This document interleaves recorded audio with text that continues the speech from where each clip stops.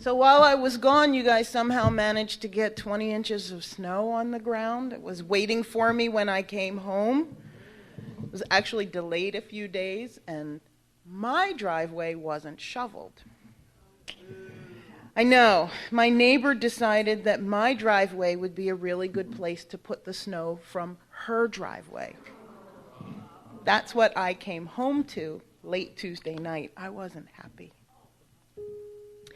But that's okay, because today we're going to talk about tolerance. And we're going to begin with the opening words by Sarah Stewart. Bring who you are as you enter our church this morning.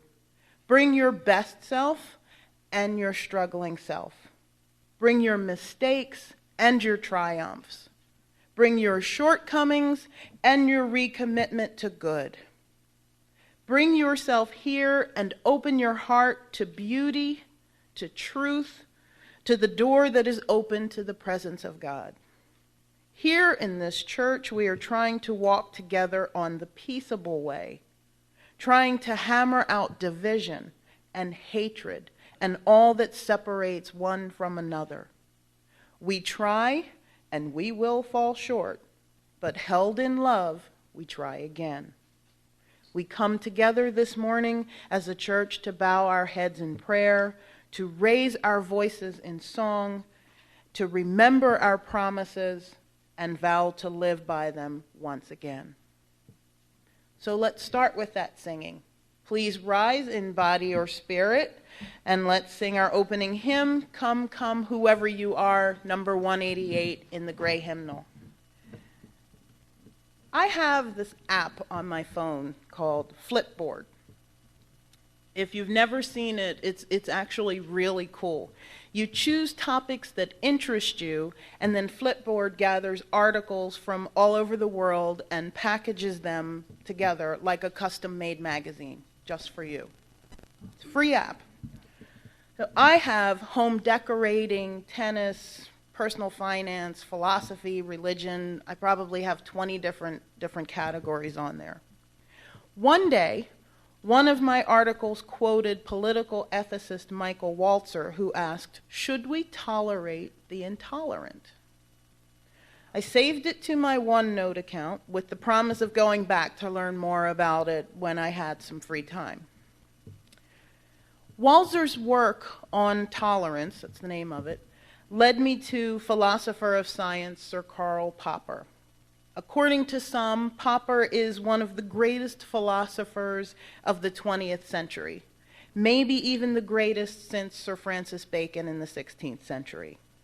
He wrote about the paradox of freedom, the argument that freedom in the absence of any constraining control must lead to very great restraint because it makes the bully free to enslave the meek. He continued that less well known is the paradox of tolerance. Unlimited tolerance must lead to the disappearance of tolerance. So if we extend unlimited tolerance even to those who are intolerant, if we're not prepared to defend our tolerant society against the onslaught of the intolerant, then the tolerant will be destroyed and tolerance with them. Wow. That's pretty heady stuff. I had to read it 3 or 4 times to really grasp what he was saying. And I was completely fascinated by it. And I saw it appear in a number of articles, sometimes listed as the paradox of intolerance, which is not its correct name. But I thought, well, I'm going to be tolerant and just use it anyway for the topic of my sermon, to show that I am tolerant. So I saw this in a few different works, and it struck me as something that I needed to work through to really understand. And that's what I did. I was totally fascinated by it, especially in this day and age, with some of the messages that we've seen and heard in the news recently. So I decided that if I'm struggling with this, then maybe others are too, and this is probably a topic that we should work through together as we go on this spiritual journey this year. Michael Mendes writes that because it is reflexive, tolerance is a self-contradictory principle. As a principle, it acts upon itself, or it includes itself within its own scope. As a principle, tolerance dictates that we must be tolerant of everything. We can't pick and choose what we will tolerate and what we won't. If this is so, then real tolerance requires us to tolerate even intolerance. So if somebody is preaching or practicing intolerance, the tolerant person can't, in principle, speak out against what the intolerant person is doing, since speaking out would be an act of intolerance in itself. In other words, the principle of tolerance requires us to grant even intolerant people the right to be intolerant. This, Mendes concludes, is clearly illogical and therefore irrational. And I would have to agree with him. Being tolerant all the time just doesn't work. Maybe we should approach life from the vantage point of the intolerant. Mendes says their motto is, I like the things I like, and I hate the things I hate, and I'll hate the people who I'll hate the people who like the things I hate, and I'll make that hate known to them in no uncertain terms. As an example of this, he cites former President George W. Bush, who declared to other countries after 9/11, you're either with us or against us, when he made the decision to attack Iraq after 9/11. In Bush's world, depending on the position you took, you were either his friend or his enemy. That doesn't always seem to work for me either. Childish is actually the term that came to mind when I thought about it, because as Gandhi says, an eye for an eye ends up making the whole world blind. So what do? We're living in a society where we're bombarded every day by examples of hate and intolerance. And I'll give you 3 examples that came to my mind as I was preparing for this. The New Atheist. Has anybody heard of them? So it's a group headed by 3 authors, Richard Dawkins, Sam Harris, and Daniel Dennett. And they are a good example of intolerance in action. They're not simply atheists, they are anti-God, anti-all religion advocates. They believe that religions, quote, should not simply be tolerated, but should be countered and criticized.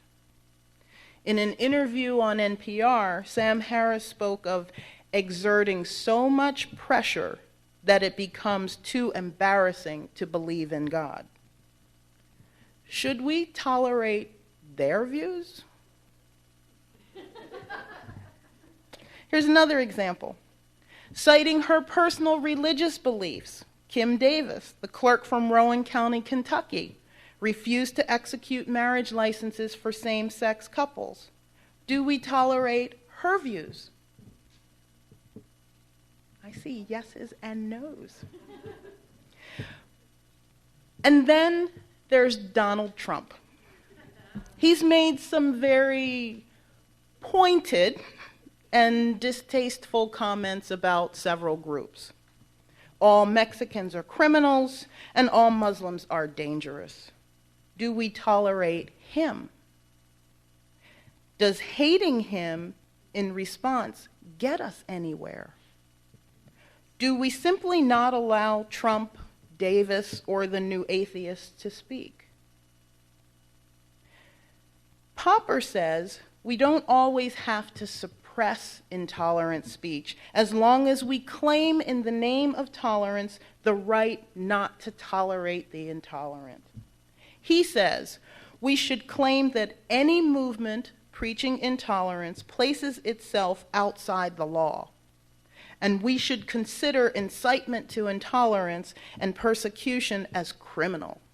In the same way, we should consider incitement to murder or kidnapping or to the revival of the slave trade as criminal. Criminal?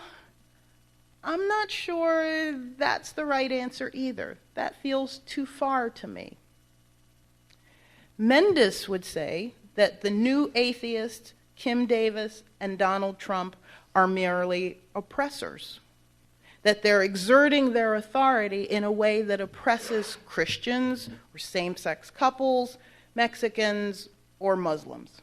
He would argue that it's okay to reject their views and to be intolerant of them, and even to confront them head-on in the name of justice. That sounds better to me, but I'm not sure that's the whole answer either. As Unitarian Universalists, we have a long history of speaking up against injustice whenever we see it. Some of Donald Trump's sweepingly generalized comments are so outrageous, they're absurd. But what if the other person's position is just different from yours? Are you still intolerant of that person? Is that still okay? Do you reject that person? 2 years ago in Providence at General Assembly, Reverend Anya Samler held a workshop on tolerance in our congregations. She shared the example of a man who held deeply conservative political views and didn't feel comfortable in his liberal UU congregation. Listening to the things people said and how they behaved, he was actually afraid that if they knew how he felt, he probably wouldn't be welcome. Because of its intolerance, that congregation probably lost someone who wanted to be a member and wanted to be part of the community. Talk about throwing the baby out with the bathwater. So let's go back to Michael Walzer for a minute. It was his work that made me start thinking about all this in the first place. He observes that when toleration does exist, it likely appears as one of 5 attitudes: resigned acceptance for the sake of peace, passive, relaxed, benignly indifferent to indifference, principled recognition that others have rights, even if they exercise those rights in unattractive ways, openness to others, and enthusiastic endorsement of others. How would these look in a congregational setting, or even in the real world? I thought about it, and I came to some conclusions on it. Resigned acceptance for the sake of peace, it's just fake. It's not sincere, and it probably won't last. If you're not genuine, people know it. Passive, relaxed, benign indifference to differences is not much better. You and I may not like the same music, or the same food, or the same books, although I can't quite get with the spaghetti on the hot dog bun. We may not support the same candidates for office or agree on issues such as immigration or the death penalty. Maybe one of us believes in God and the other doesn't.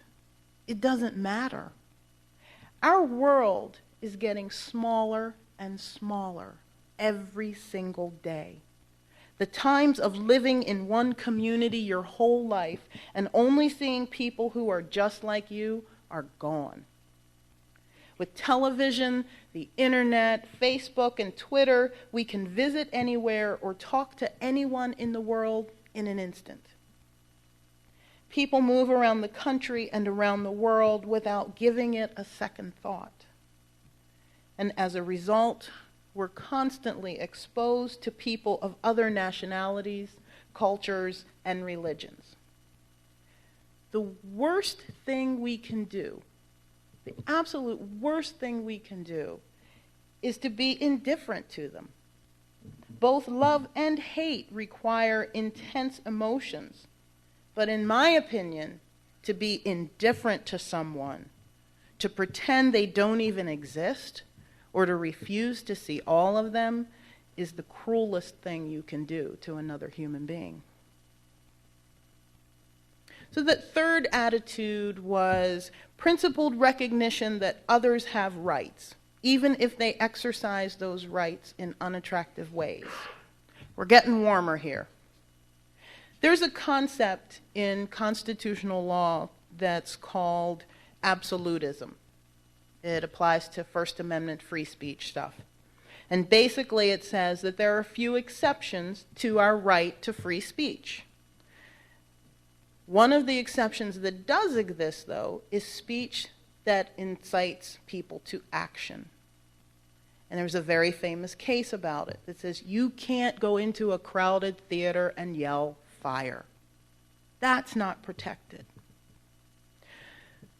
So taking kind of an absolutist view, Donald Trump has a right to free speech, even if he sometimes exercises it in unattractive ways.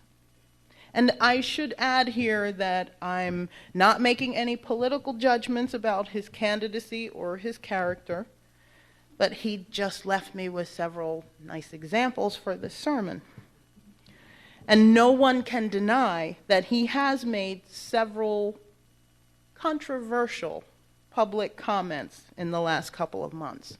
So I'm using him as an example. Openness to others and enthusiastic endorsement of others. Those are the fourth and fifth attitudes. Now we're getting somewhere. Now we're getting to the core of it. Endorsement, acceptance. When discussing the difference between tolerance and acceptance, Quantum Leadership, an anti-bullying organization for school-age kids, describes it this way. Tolerance says, I understand your beliefs are different than mine, so I'll just put up with it and put up with our differences. Acceptance says, I understand that your beliefs are different than mine, and I love you and respect you. So, do we tolerate the intolerant? Yes, we absolutely do. In fact, we go beyond toleration. We accept the intolerant with love, radical love, because we're all fragile and we're all learning. No one of us is perfect. If we approach the intolerant person with reason and from a place of love, one of three things is going to happen. One, we'll stay different and apart. And sometimes that's okay. Sometimes we can't change that other person's mind, and they'll remain intolerant and likely out of community. Or we'll find common ground with that other person. What a wonderful place to start to build community. I had the opportunity this summer at school to listen to Dr. Rafat Hassan, who is an absolutely amazing woman who is light years ahead of the curve on Muslim-Christian relations. She lectured to our class and was so excited by our interest in figuring out how to start these dialogues that she agreed to stay on for 2 more days and just let us grill her with questions. That's where we start to build community, when we find that common ground. Or there's a third possibility. Maybe we find new ground, a new way forward, a better way to be in community with one another. Intolerance is rooted in fear. Fear of things that are different, fear that maybe our beliefs or our way of thinking just might be wrong. Intolerant people are often simply afraid to look inside themselves and challenge their assumptions. Whatever its source, intolerance is not the ideal. Acceptance should be our goal. Recognizing our differences and still choosing to love one another anyway. Holding true to your own path and still accepting another who's on a very different path. Helping one another to become better. Standing on the side of love. Author and poet Joanna Ukali says, acceptance can be elusive, like a beautiful butterfly darting in front of me. I want it. I know it will feel beautiful inside when I embrace it fully. Sometimes the thought of acceptance has me pretend I'm willing. Often I build a case of reasons why I should not have acceptance of a situation or a person. Then, with nothing but willingness, grace enters my heart and overrides my righteous mind. It does not matter if I have acceptance or not. I am transformed by grace, and it is the only decision there is to make. I am transformed. So elusive, but not unattainable. When we have true acceptance of one another, acceptance rooted in love, not fear, we can create change and make this a better world. All you need is love. So don't be afraid of the intolerant. Love them. Accept them. And may you both be transformed. I want to leave you with some more words from Quantum Leap. Wow, did I have a flashback? Quantum Leadership's J.P. Butler. We are all human. We are all subject to our own truths. We are all subject to our own opinions. So is everyone else. And everyone else must choose his or her own truths just as you have. You are not above others because your truths are more right. They have struggled, just like you, to find truth in the world. To block out and exclude everyone who does not share the same beliefs as you, or even just the ones whose beliefs are too far removed from your own beliefs, is to deny the joys and tragedies of the journey that we all face as human beings. You do not know how she or he came to their beliefs, so don't judge their truths. Differences exist. You are free to hold your own beliefs high, but this does not mean that you yourself are higher than others. And because of this, my challenge to you is to love, respect, and accept all people, because they are just like you, human.